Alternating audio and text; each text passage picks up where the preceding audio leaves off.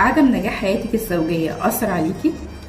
لا، بصي اكيد بيأثر. احنا بشر، لكن بقول الحمد لله. ربنا ده كل حاجه في الدنيا دي اسمها نصيب. ربنا بيدينا كل واحد فينا 24 قيراط. ربنا ما بيديش حد اكتر من حد. فانا راضيه جدا ومتصالحه مع نفسي، وبقول ان ربنا اداني هديه اكبر، اداني ليلي. عاوز ايه تاني؟ يمكن ما كنتش موفقه في حياتي الزوجيه، لكن الحمد لله موفقه في حياتي العمليه، موفقه مع بنتي. ربنا مدينا الصحه ومدي اهلي كلهم بخير، فالحمد لله على كل شيء.